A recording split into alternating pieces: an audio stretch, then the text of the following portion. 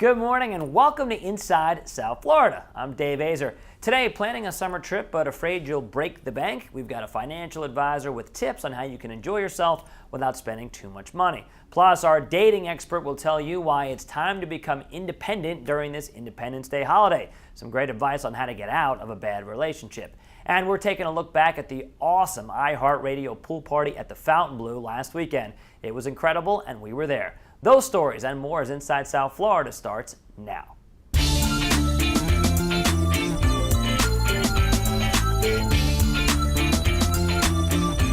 Well, it's summer, which means it's vacation time. And whether you're jetting off by yourself or bringing your whole family with you, let's face it, it can get expensive. Well, here's Andrew Wilson with Merrill Edge. He's got some great advice on how you can have a great time without cracking open your piggy bank.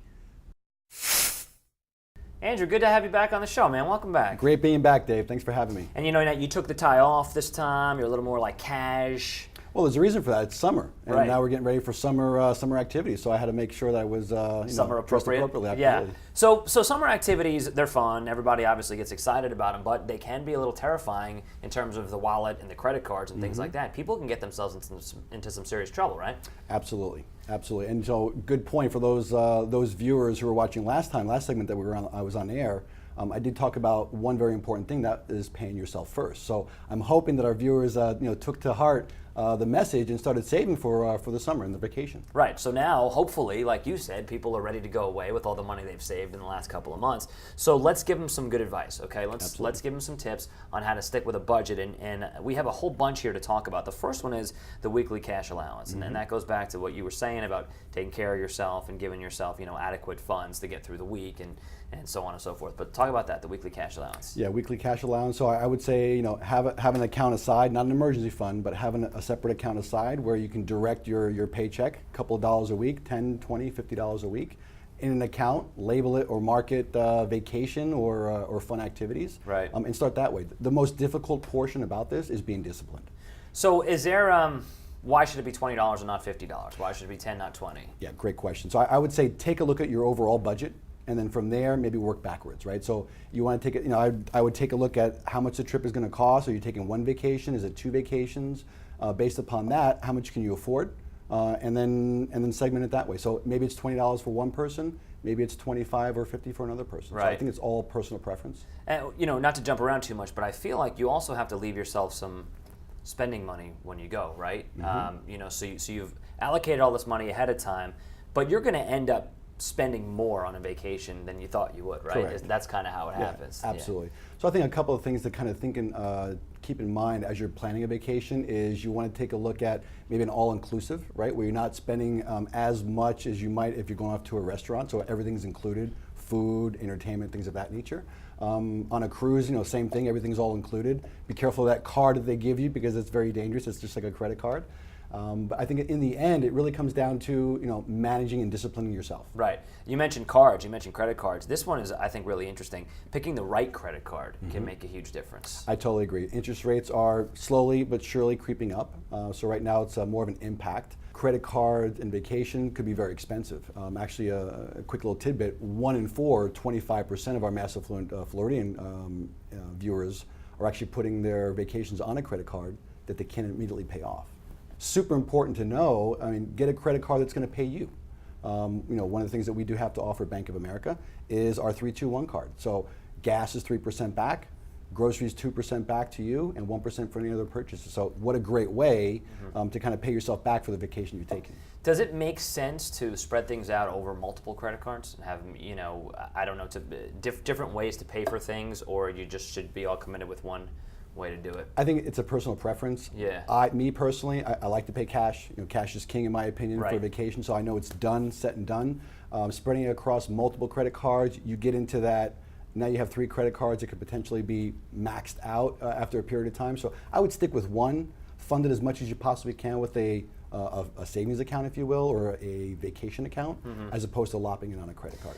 You get a lot of people, I'm sure, that come into you and they're probably very anxious and they're very upset about their finances, right? So nothing ruins a vacation more than counting dollars and cents the whole time. Right, that's true. Absolutely. Yeah, so I guess you have to, kind of the moral of the story is put yourself in a position where you can actually enjoy your vacation. That's the point of it. Of course, enjoy it, right? absolutely, yeah. Yeah, so what would you say to that at the end of the day if somebody maybe wants to go to Paris but they can't afford Paris and they got to go somewhere else? How do you still financially give yourself the peace of mind where, okay, so I'm just going to Cleveland, but I'm going to have a great time in Cleveland because I'm not going to go broke? Right. I think it's setting expectations, taking a look at maybe some of your, realistically looking at what you want to do. Maybe a Paris vacation is not next year, maybe it's 5 years down the road. Right. So start, again, to your point earlier, start planning early, right? The more you save now will allow you to better enjoy your vacation down in the future. So I have a goal, I want to go to Asia with my fiance. And so unfortunately, I won't be able to do it right then and there. It may take me a couple of years. But that way I know that when I'm done, 3/4 will be paid off, cash, and the rest I may put on a credit card or something of that nature. Does she know that you want to take her to Asia, or did you just let the cat out of the bag? She does know. Okay, because now you've said it on television. Right. So now it has to absolutely. happen. Yeah. But so what about the idea of, it just sort of occurred to me when you said that, the idea of bringing the whole family together to help plan for stuff. So bear with me on this one. So you're going on a family vacation, and you're worried about maybe spending so much money, so you want to come up with activities that are a little more, cost friendly. So maybe bring the kids in, and everybody picks activities together, right? Yeah. So you made me think of Chevy Chase and Wally World. not that we're looking at that type of environment, Right. but Because Wally World is closed, right. as we all know. Exactly. Yeah, I think bringing the kids in, get their input. I mean, not letting them direct where you want to go, but make it fun. You want something for the kids, something for the parents. Yeah, and I know you just mentioned this, but I thought it was fascinating, so I want to talk about it one more time. The idea of planning ahead, like for next year's vacation. Does anybody do that? Do you find that people are fiscally responsible enough to really plan ahead? Or is it a lot of like, let's do this now, who knows where I'm going to be in a year?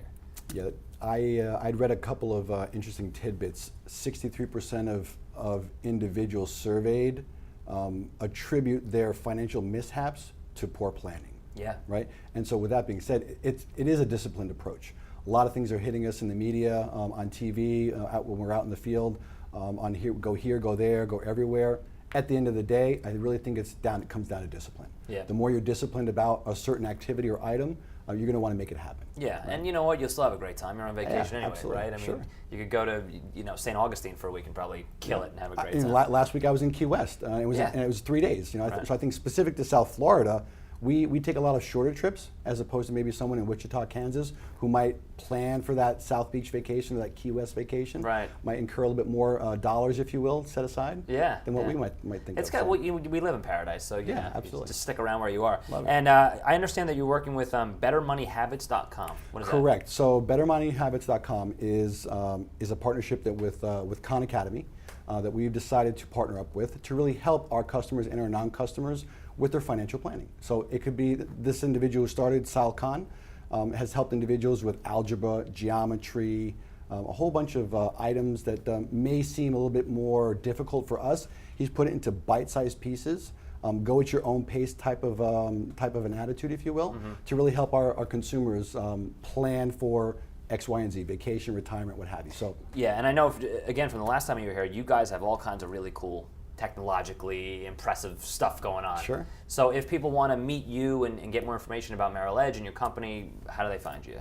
MerrillEdge.com is one of the best bets. BankofAmerica.com as well. Okay. Always accessible, in the websites of MerrillEdge.com.